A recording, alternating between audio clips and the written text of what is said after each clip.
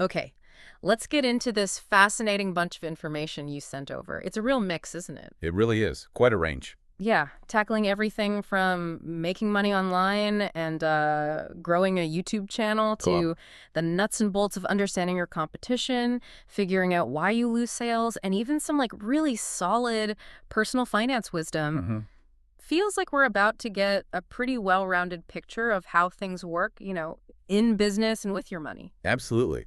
And what strikes me about this collection is that while the topics seem quite different on the surface, Yeah, they do. whether you're a content creator, a trader, maybe running a small business, or just managing your own finances, Uh-huh. we're seeing some surprisingly similar challenges and honestly, really practical advice popping up across all these areas. Okay.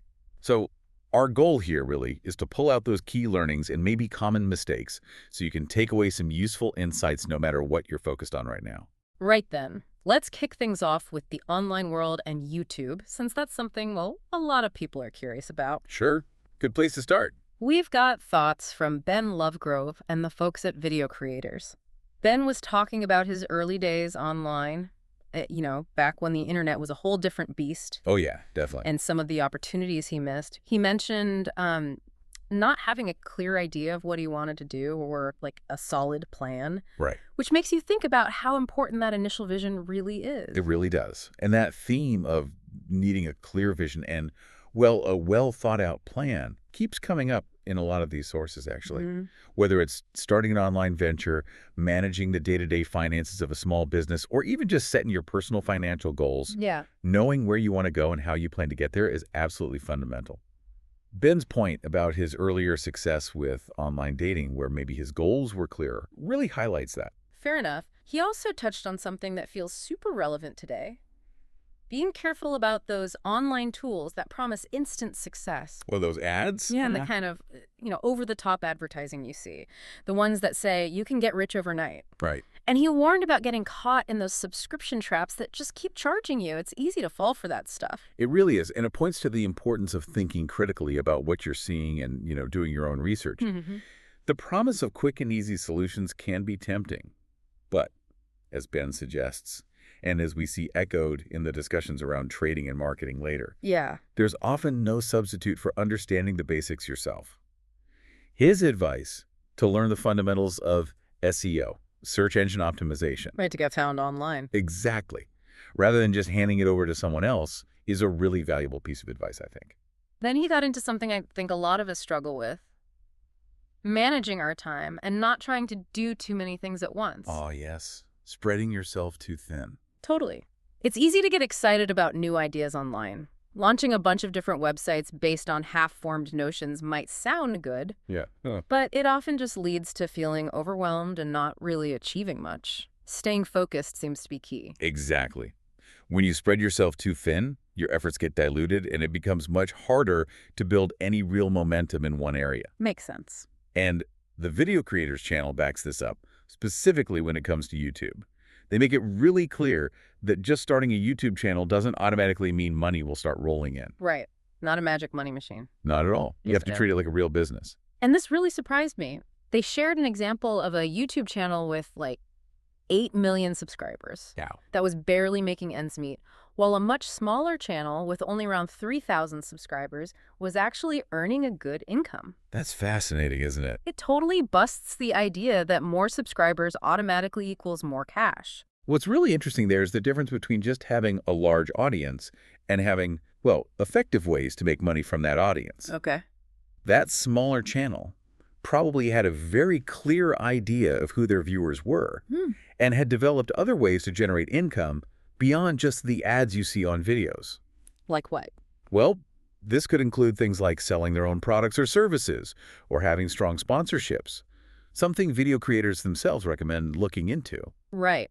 They emphasize that you need clear direction for your channel and you have to post content consistently to build a loyal audience Consistency. that will actually support you, whether that's buying your stuff or, being attractive to sponsors. Makes sense. If your channel branding is weak or your content is all over the place, it's much harder to make that happen. And they made a really important point about focusing on giving your audience real value, Value first. not just trying to squeeze money out of them. That's such a crucial point, both ethically and, practically.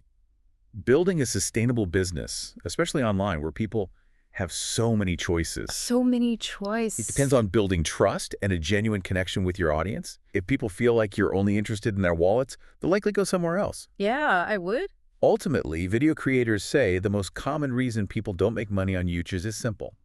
They don't have a business plan. No plan. No plan that clearly defines what value they're offering, who their ideal audience is, and importantly, how they plan to make money in return. It's that strategic thinking that's often missing. Okay. Switching gears now to the world of trading. The trading farmer paints a pretty stark picture. Yeah, this one was sobering. A whopping 90% of people who try to become day traders end up failing. Yeah. That's a pretty high number. It is incredibly high. And one of the main reasons they mention is that people start trading with real money too soon before they've really learned what they're doing and practiced enough. It's a classic case, isn't it? People getting excited about the potential for quick profits without putting in the necessary groundwork. Totally. The idea of making a lot of money quickly through trading can be very appealing, but without a solid understanding of how the markets work and, crucially, a proven strategy, it's more like gambling than making informed investments. You're just hoping. They also talked about how important it is to stick with your trading strategies and not constantly jump from one idea to another, Ah, which they call holy grail syndrome, always searching for that perfect magical strategy that, well, doesn't exist. exactly. That constant switching often shows a lack of discipline and, frankly, not properly testing and refining a strategy before moving on. Right. It also ties back to those unrealistic expectations we were just talking about, the belief that there's some secret formula that will guarantee success without a lot of effort and, time spent learning. Okay, let's move on to something that's relevant for pretty much any business. Understanding who your competitors are. Yes, essential stuff. Infominio gives us a good look at competitive analysis and benchmarking. They really stress the importance of understanding the whole picture of your business, your market, who your customers are, who your competitors are, your suppliers, and even the big trends that are happening to stay ahead of the game. That big picture view is so important. You really can't just operate in your own little bubble, can you? No. Knowing who else is out there, what they're offering, and how they're positioning themselves is key to finding opportunities and, maybe more importantly, spotting potential problems before they hit you. Right. Competitive benchmarking, as Infomini points out, is a main way to get this kind of information. And it's not just about looking at their products or services, is it? Not at all. Good benchmarking compares specific things like what their strengths and weaknesses are, what their overall strategies seem to be, Okay. and even what they think the market is going to do. They also talk about looking at your own operations compared to the best in your industry. Internally too. Yes, to find ways to be more efficient and fix any problem areas. Things like how many hours people are working, how often employees leave, how much energy you're using, really getting down to the details. Wow, okay. Exactly. Looking at your internal operations against industry standards can reveal areas where you might be less efficient than your competitors, even if your products themselves seem similar. That makes sense. The examples Infominio gives, from consulting companies looking at how cities manage their property to banks trying to improve their risk management, show how useful this kind of analysis can be in all sorts of different fields. Right. It's all about getting a deeper understanding so you can make smarter decisions. Another really important part of running a business is figuring out why you might be losing sales. Yes, lost sales analysis, crucial. Min2 Endy talks about this, which is basically looking at the potential sales that didn't actually happen, Right, the ones that got away. which obviously leads to less money coming in. And they point out that this not only affects your revenue, but also how loyal your customers are and how well your business operates overall. Lost sales are like clues, really. If you can figure out why you're losing deals, you can find weaknesses in how you do things, what you're offering, or maybe how you interact with customers. Okay.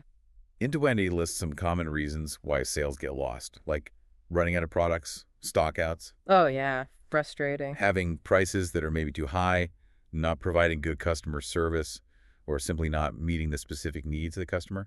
You're offering the wrong thing. And it's not always something you're doing wrong internally, right? That's a good point. Things outside your control, like competitors having better products or the economy slowing down so people are spending less. Yeah. Those can also be factors. It sounds like really digging into why you're losing sales is super important for making good business decisions keeping your customers happy and helping your business grow. Definitely seems that way. Precisely. It allows you to get to the root of the problem, whether that means making sure you have enough stock, adjusting your prices to be more competitive, or maybe training your customer service team to be more helpful. Right. As Intuendi mentions, the benefits include happier customers, more sales and revenue, and a more efficient way of doing business, all the things you need for long-term success. Now let's talk about mistakes, because we all make them. Oh, yes. Plenty of those. We've got a whole list of marketing slip-ups here that can hurt your sales. It seems like a big one is not having marketing that's really focused on the right businesses. Right, B2B focus. And understanding what those businesses actually need. You can't just try to appeal to everyone. That lack of focus keeps coming up, doesn't it? It really does. In marketing, just like with creating online content or choosing a business to start, knowing exactly who you're trying to reach and what their specific problems are is absolutely key. If you don't have that clear understanding, your marketing messages might just fall flat. No impact. And speaking of messages, they need to actually offer something valuable to the people you're trying to reach. Value again, yes. Just making noise isn't going to cut it. Also, not building those long-term relationships with clients is a big mistake. It's not just about that first sale. No, definitely not. Keeping a customer happy and coming back for more is often much more cost-effective than finding a brand new customer. Makes sense. If you don't focus on nurturing those relationships and making sure the whole experience of buying from you is positive, you're likely to miss out on repeat business and, crucially, referrals. The technical side of things matters too, like not using the right keywords and not optimizing your content for search engines. SEO again. So people can actually find you online. If potential customers can't see you, they can't buy from you. Simple as that.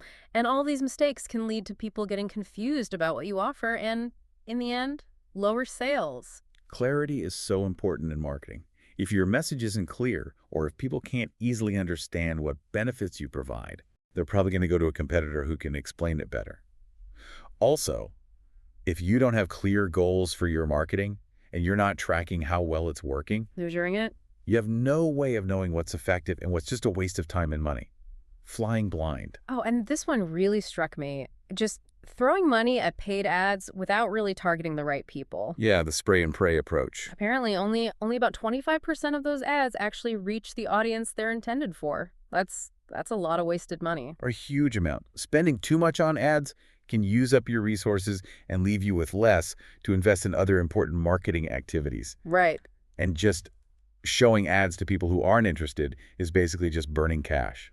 It really shows how important it is to have a strategic approach to paid advertising, doesn't it? Absolutely. Right. It's not just about how much you spend. It's about making sure you're reaching the right people with the right message and that your ads are actually helping you achieve your overall marketing goals. Just relying on paid ads and ignoring other ways to connect with customers, like building relationships over time, can be a very short-sighted strategy. Social media can also be tricky. Just posting without a plan Random posting. can lead to not reaching the right people and missing out on opportunities. And here's a big one. Not using social proof like case studies and stories from happy customers. Social proof is huge. Apparently, what other people say about you influences a huge 60% of business-to-business buying decisions. Wow. 60%. Yeah. That's massive. People want to see that you've actually delivered results for others. Testimonials and case studies build trust and credibility. Hearing from someone who has had a positive experience with your product or service can be far more convincing than anything you say about yourself. Thanks. Finally, just writing blog posts because it's the trendy thing to do, rather than providing valuable and lasting information. Content for content's sake. Exactly. That can actually hurt your product sales and your reputation in the long run. Let's move on to something that can really make or break a small business. Managing your cash flow. Oh, critical. Absolutely critical. Preferred CFO says that not managing your cash flow properly is a major reason why small businesses fail. They even cite a study that says it plays a role 82% of the time. 82%. That's staggering. It really highlights how critical it is to understand and manage the money that's coming into your business and the money that's going out. It really does. Preferred CFO lists some common cash flow problems, like not really understanding how cash flow works. Just not getting it. Starting with too little money, not having a good business plan, not pricing your products correctly so you cover all your costs, That pricing thing again. and being too optimistic about how much you're going to sell. We all want to be optimistic, but Yeah, gotta be realistic. Yeah. They also mentioned ignoring your weaknesses and not asking for help when you need it. Mm-hmm. Mm-hmm. But they offered some really helpful ways to improve.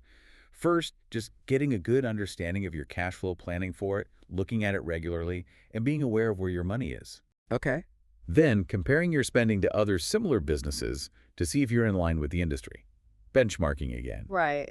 And importantly, really watching your spending closely, especially when you're starting out, and making sure every expense makes sense. Cost benefit.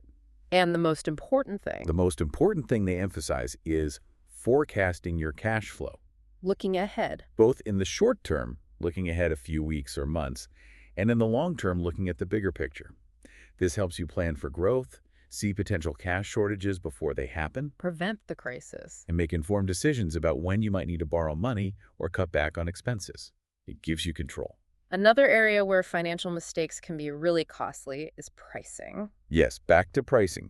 Flint Fox tells us that pricing errors aren't just small mistakes. They can actually put your whole business at financial risk. Serious stuff. Yeah. If you don't price your products or services correctly, it can directly eat into your profit margins and lead to a significant loss of revenue. So what's the fix? Flint Fox recommends using dynamic pricing. Dynamic, meaning It's all about adjusting your prices in real time based on things like how much demand there is, what your competitors are doing, and what your own costs are. okay. Like airlines or hotels do? Exactly.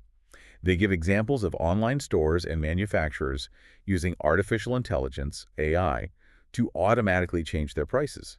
Okay. And they point out the benefits of these automated pricing systems. They eliminate human errors. They allow you to react quickly to changes in the market. More agile. They make sure your prices are consistent across all the different ways you sell your products, omni-channel consistency. Right. And they help you make the most of discounts. Yeah. It sounds like they see pricing as something that can actually give you an advantage, not just a headache to manage. Turning a problem into a strategy. Precisely. By using technology to make your pricing more accurate and responsive, you can move beyond just trying to avoid mistakes and actually use pricing as a tool to boost your revenue and profitability. Now, what happens when you don't pay attention to what your customers are saying? We touched on this, but Yeah, the consequences can be pretty severe. according to a few different sources, the results can be pretty bad. You risk losing a lot of customers, damaging your reputation, Definitely. and missing out on really good ideas for how to improve. It can even make your employees feel down, apparently. Ignoring customer feedback is like ignoring a free instruction manual for how to make your business better. That's a good way to put it. Your customers often have really valuable insights into what you're doing well and, more importantly, what you could be doing better. If you don't listen, you're basically choosing to stay the same while your competitors who are paying attention Right. are pulling ahead. So what's the solution? Is there a system? It's about putting in place a voice of the customer, or VOC strategy. This means having a plan for how you're going to collect feedback from your customers, analyze it, and this is the key part, actually do something with it. Taking action. Choosing the right tools, like surveys and social media monitoring, is important. And then, crucially, you need to really listen to what people are saying, get involved in the conversation, take action based on the feedback, and keep making improvements. It's ongoing. It's something you have to keep working on. And it's also important to track how well your VOC efforts are working by looking at things like customer satisfaction scores and how many customers are staying with you. Measuring success. This helps you see if your investment in listening to customers is actually paying off and where you might need to adjust your approach. Let's talk about things that can really slow a business down.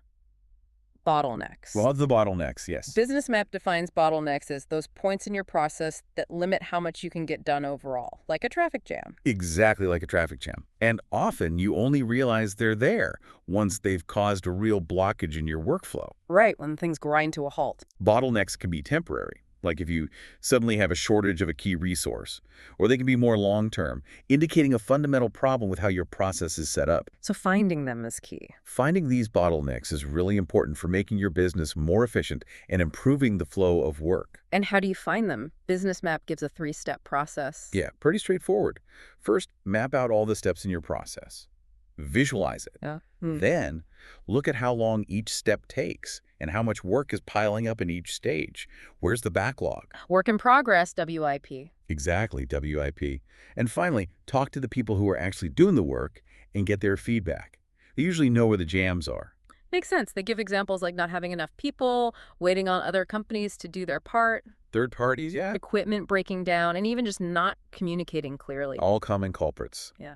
By identifying and fixing these bottlenecks, businesses can really improve how efficiently they operate, reduce delays, and ultimately produce more. So it helps throughput. It's all about finding the one point in the process that's holding everything else back and then focusing on making that part better. Another key idea for startups, and really any business, is product market fit. Ah, the holy grail for startups, perhaps. Maybe. Stripe defines it as being in a good market with a product that actually meets the needs of that market.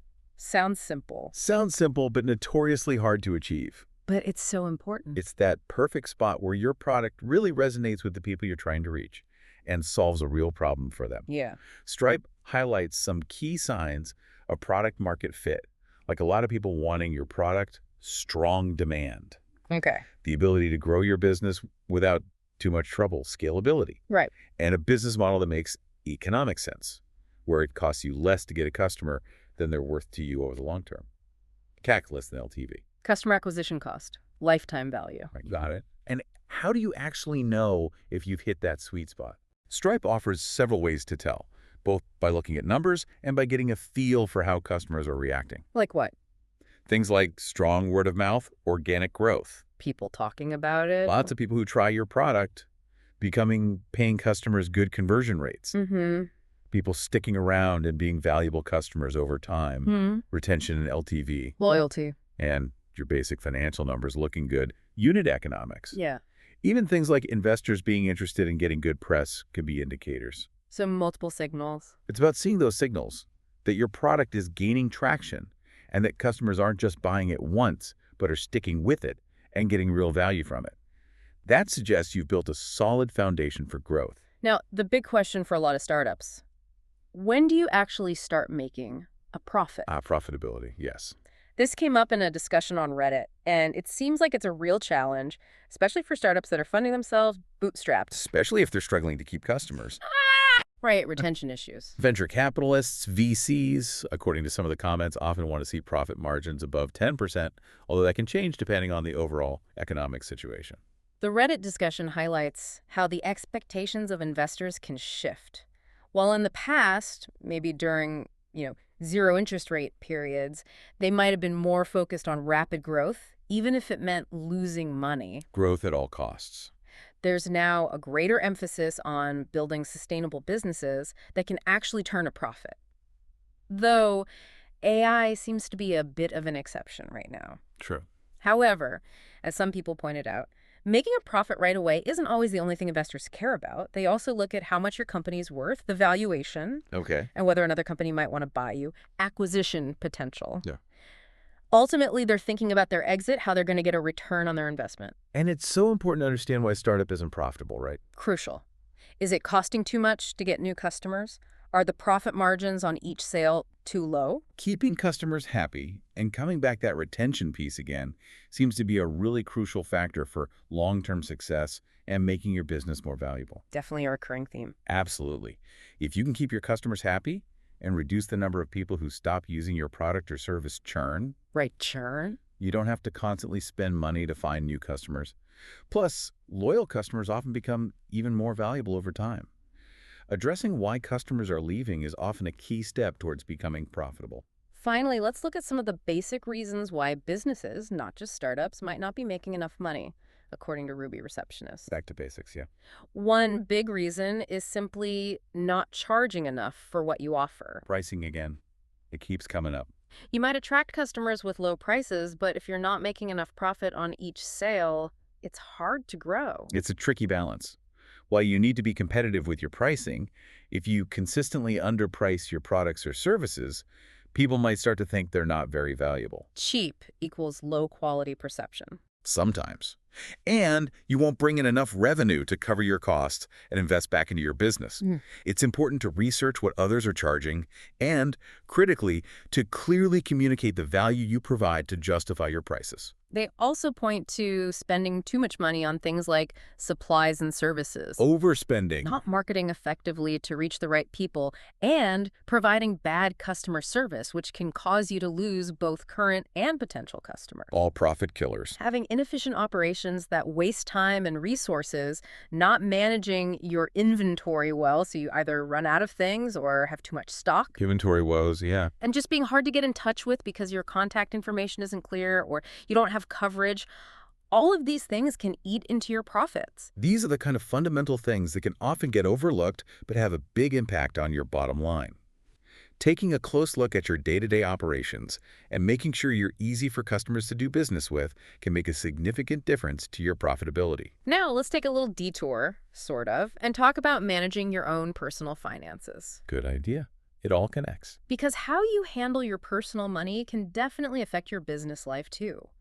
Mel Robbins with Tiffany Alish shared some really practical rules for getting your finances in order. First up is budgeting. Ah, the B word. But Tiffany reframes it as a say yes plan, a money list, to see where your money is actually going. She suggests breaking down your expenses into things like bills, necessities, and choices, or cash for spending money. I like that framing. Less restrictive feeling. That way of categorizing your spending can really help you see where your money is going and identify areas where you might be able to make some changes. Right. Setting up automatic payments for your bills and having a separate account for your spending money can also make it easier to stay on track. And having those safety nets, emergency savings for unexpected events, and opportunity savings for future goals can give you a lot of financial peace of mind. When it comes to debt, Tiffany recommends making a debt list: who you owe, how much, when it's due, and the interest rate. Getting it all down on paper. And then figuring out which debts to tackle first. She talks about the snowball method. Ah, yes, the snowball, where you focus on paying off the debt with the smallest balance first. Exactly. To get some quick wins, and then you can use those freed up payments to attack the next smallest debt. The snowball method can be really motivating because you see progress quickly, which can help you stay committed to paying down your debt. It's psychological as much as financial. For saving money, Tiffany emphasizes starting small, even if it's just like $5 a month, Just start. as a way to prove to yourself that you can save. Having dedicated savings accounts, even if they don't have much money in them at first, sets a clear intention. It builds the habit. And she highlights the importance of learning about personal finance, financial literacy, and finding a supportive community. You don't have to do it alone. I really liked her idea of paying yourself first, asking yourself 4 questions before you buy something. Do I need it? Do I love it? Will I use it? And do I just want it? The 4 questions. Oh. Good filter. Focusing on things you truly need and love can lead to more intentional spending, not just impulse buys. Definitely. And her take on savings is your seatbelt. I thought that was a really powerful way to look at it. It really is. It changes the way you think about saving, making it seem less like a sacrifice and more like a fundamental part of your financial well-being. Protection. When it comes to credit, Tiffany says it's actually one of the easiest things to fix. Really? That surprises some people. Yeah. The 2 main things that affect your credit score are your payment history paying on time, That's the big one, 35%. and how much you owe compared to your limits amounts owed, about 30%. Right. Her tips include setting up automatic bill payments and maybe using a credit card for a small recurring expense, like a streaming service, that you pay off in full each month to build a positive payment history. She says improving your credit is more about knowing some simple strategies, tips, and tricks. Than just having incredible willpower. Exactly. To earn more money, she stresses the importance of advocating for yourself at work, knowing your worth, and being able to show your boss what you bring to the table. She calls it showing your Oprah. Showing your Oprah. I like that. Yeah. And for side hustles, she advises choosing wisely and actually doing the math Crunch the numbers. to make sure it's worth your time and effort financially. Don't just jump in anything. Right. Ultimately, Tiffany brings it back to your mindset about money, encouraging you to think beyond just accumulating wealth More than just dollars. and to align your spending with what you truly value, like spending time with loved ones and pursuing your purpose. It's about figuring out what enough means to you and letting go of any shame you might feel about past financial struggles. Wow, we have really covered a lot of ground today. We certainly have, from online ventures to brick-and-mortar basics to personal finance. Yeah, from the details of making money online to the basics of running a successful business and even getting your personal finances in order, it's amazing to see how interconnected all these things really are. It really is. How your marketing impacts your sales, how you manage your cash flow, affects your ability to grow, Mm-hmm. how crucial it is to understand your competition, and how having a solid foundation in personal finance really supports your business success. I hope you had some of those aha moments while listening and found some practical ideas you can use. Absolutely. And it's worth taking a moment, maybe, to think about which of these areas resonated with you the most. Yeah. Maybe it was the importance of having a clear business plan, or maybe the need to really listen to your customers, Or maybe those personal finance tips. or perhaps some of those personal finance tips sparked a new idea for you. So, as you think about all these different aspects of creating and managing value, what's the one area you feel most inspired, maybe, to explore or change in your own life or business right now? That's the question. Remember, getting informed is just the first step. Actually taking action based on what you've learned is where the real transformation happens. Thanks for diving in with us.